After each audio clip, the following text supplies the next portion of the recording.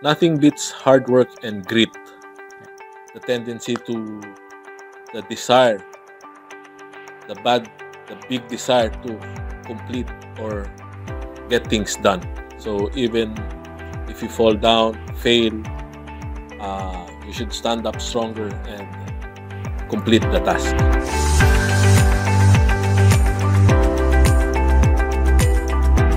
Hello, fellow Mapuans. So, kumusta kayo? So, we're here for another episode of the 100 Mapuan Stories. And this time, I'm with what you call Silver Jubilarians. So, we have here Leo and Philip. No? So, we invited them for this episode.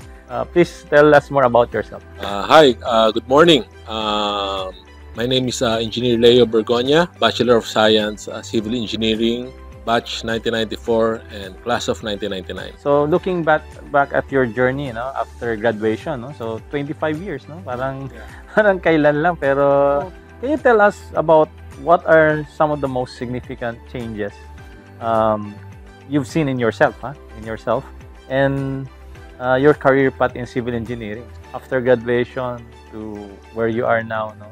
Can you share with us that journey? Currently, I'm managing my own construction company. Okay. It's Bergbuild Design and Construct, no?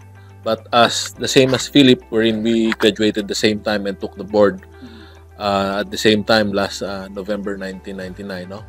I also started to work as a site engineer for private companies. Started working, sabi ko, ganito pa lang ang trabaho ng civil engineer. Sabi ko, ba't yung iba kong kabatch na high school na nagtatrabaho sa bangko, naka-slacks, makintabang sapatos. Dapat ako civil engineer, ang dungis ko. Nasa site ako, nabibilad ako sa araw, ang dumi na sapatos ko. So, but at that time, I have to fulfill my my job as a site engineer where we are constructing mall projects and condominium project. Then from there, I also tried working abroad in Singapore as an OFW. We work on government projects, on lift rehabilitation projects. I worked there for 4 years. After that, I came back again to the Philippines to be connected with Ayala Land and work as, at that time, an operations manager, wherein I handle more than 10 projects with Ayala. So same as with what Philip said, you really have to start from the bottom and really work hard until you gain experience, knowledge, and trust to handle responsibilities and bigger projects. Then around 6-7 years ago, I decided to start my own company, wherein we concentrate on building warehouses, flood control projects, and small residential projects. So currently, the knowledge that I gained from Mapua, especially the license that I received, I gained, is very useful in what I'm doing right now. Then yun nga, no, sa ating mga students and yung mga mga young professionals natin diyan, no, young civil engineers. So talagang yun nga, there's no substitute for hard work, no? Talagang sa profession po natin, no, talagang you have to mag-umpisa ka sa iba ka estimator lang, mga ganyan. So pagbutihin niya lang, mag-umpisa talaga kayo sa baba. Hindi problema 'yan, hindi hadlang 'yan para of course, yung pangarap ninyo na maging isang magaling na civil engineer, no, sa kung anumang specialization ay mangyayari din yan in the future. Sir Leo, 25 years, no? Since you graduate, ano yung tingin nyo na pagbabago, no, sa 25 years? Yung malaking pagbabago sa civil engineering profession. In terms of, siyempre, una dyan, technology, di ba? Mga innovation, mga ganyan. Also, yung practice of the profession, mga ganyan. And iba pang mga factors that affects our profession. So, when you started, especially with technology, ito lang mga device or mga instruments noon or tools. And now, marami na ngayon. May mga artificial intelligence na yung tinatawag. AI, di ba? The development of green buildings. Okay, green Yeah, building. I think from the time early 2000 to now, I think there's a big development to develop green buildings, especially reusable materials and reuse water or plastic. I think that's one major development from 2000 to 2020. Okay. How about sa kwan? May iba naman tayo bukod yung mga tools natin sa profession. Ngayon kasi mga estudyante, mga ano ba, Dota, mga, may mga ganun, mga games na kwan, no, na kinababaliwan, no. Oo. Kayo ba nun? Ano ba gamit yun? Nintendo ba yan? Ganun? Yes, at that time, ano yan, PlayStation. PlayStation. May PlayStation at that PlayStation. time. Anong PlayStation yun? Anong PS1 anong po. PS1? PS1 po. PS1 pa, PS2. PS1, PS2. So, Ayan.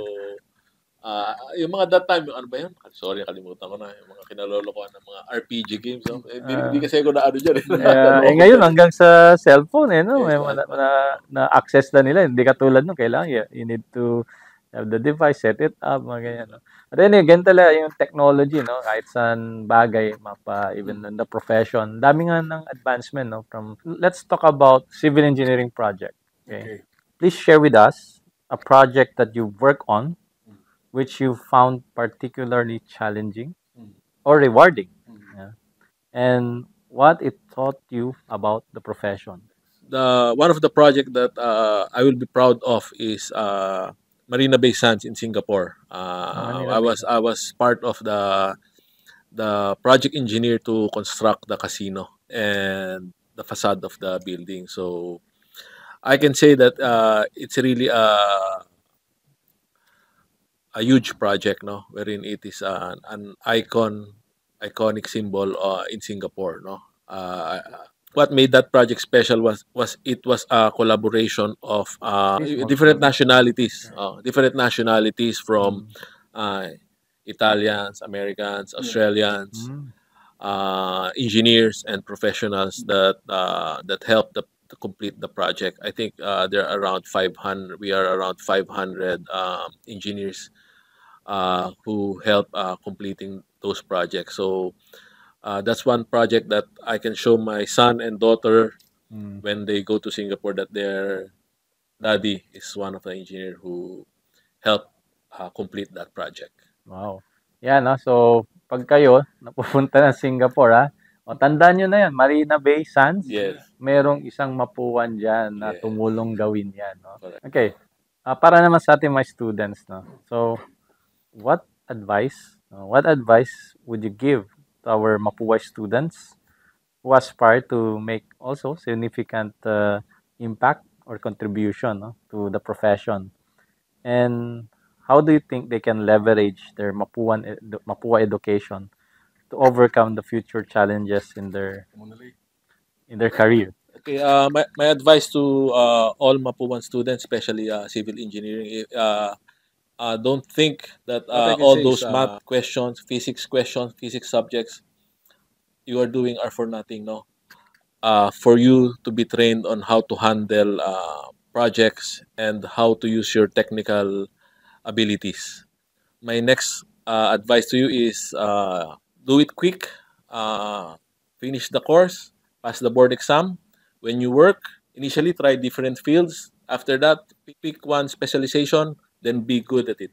In a few years' time, 5-10 years' time, I'll be sure that you will be on top. Sa ating mga students, so yung mga binibigay sa inyo, hindi yan para pahirapan lang kayo. Ibig sabihin nun, talagang later on, magagamit din natin yan, no? Sa ating profession. No? Kasi might not be the same in problem, but actually it's more of the skill, no, and how you go about solving problems, no. That it's more really on the complexity, no. To add to that, do you have something like may minsan kasi may mga magagandang mga additional advice na like ito wala sa libro, makuha mo lang ito based on experience. Do you have something like that na I think what I can suggest to you guys is, since you are in the civil engineering industry, make sure you should ensure that you learn different aspects of managing a project aside from the technical aspect, like human resource, financial, and then plus construction, project management. You should see the project as a whole, not just as a technical, not just the technical side of the project. So, in case you want to succeed in the engineering field, you should might as well know the other substructure of the whole project. So, Um, do you have any quotation or let's say principle in life na pwede nyo i-share, no? Na tingin nyo makakatulong sa ating mga viewers? nothing beats hard work and grit. Yeah. So, grit, what does it mean? It means the tendency to the desire, the big desire to complete or get things done. So even if you fall down, fail, you should stand up stronger and complete the task. So I think that's one of the things that I apply to myself, not just in engineering, but in my personal life as well. So there's no subject to hard work. Talagang, well, Mapuans are known to be hardworking. So, and of course, yung grit, no? That is working hard at a long period. Grit, di ba? So, but of course, ibig sabihin, very patient tayo, no? Na talagang, totoo yan kasi our projects are not completed in just few weeks, di ba? Or even months, no? Sometimes it years, di ba? Years of 2 years, 3 years. yeah, years na ang bibilangin diyan, di ba? Talagang yung grit. Mukhang natural ka sa civil engineers ang grit, no? So, yeah, no? So, ating mga viewers, sa ating mga students, sa ating mga couple of our fellow Mapuans. So, napaganda no ng mga naibahagi sa atin ni Sir Philip and ni Sir Leo. So, let's go into yung training no ng ating mga civil engineering students no or during your study at Mapua no during those time and your experience no when you graduate kayo, nagtrabaho kayo. Ano yung nakita niyo na parang kulang no ganon or na pwede nating idagdag doon sa training natin sa Mapua para maging talagang mas magaling pa yung ating mga graduates from Mapua. I think at that time when I was a student, I really don't know what the different Stages? branches Branches. of civil engineering. No? Brand. Ang alam ko lang, civil engineering, tatayo ng building or what, ganyan.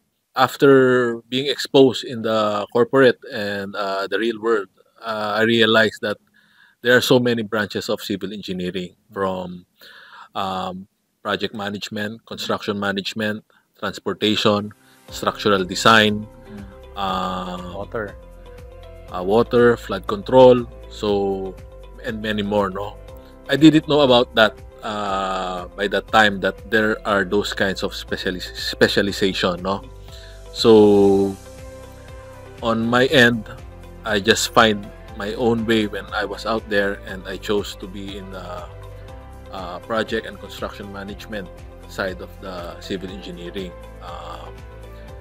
To give the students a better chance to choose their expertise, I hope Mapua can think of where they can have the students exposed on the different fields of civil engineering. Ngayon, the new curriculum actually not just for Mapua but also the one that was formulated through CHED, no? Medyo binibigyan na natin yan yung specialization. So, meron ng professional courses na tinatawag. So, merong fundamental na basically yung lumalabas sa board exam. Then, after that, yung specialization. And yun nga, whether you take transportation, you take water resources. Kaya yun, no? Yun. So, maswerte kayo ngayon, mga students natin ngayon, no? Na medyo na-emphasize na yan na malawak talagang civil engineering, napakalawak. Kaya it's important na siguro ang kwento is if you were knowledgeable about that before, no, so maybe you should have you could have somehow planned, no, on anong track ko, di ba, anong anong career track ko, no? Career path, mga ganyan, di ba? So, yun siguro, yun ang paghandaan nyo ngayon kasi nandiyan na yan, may emphasis na yan. So, pag-aralan ninyo. No?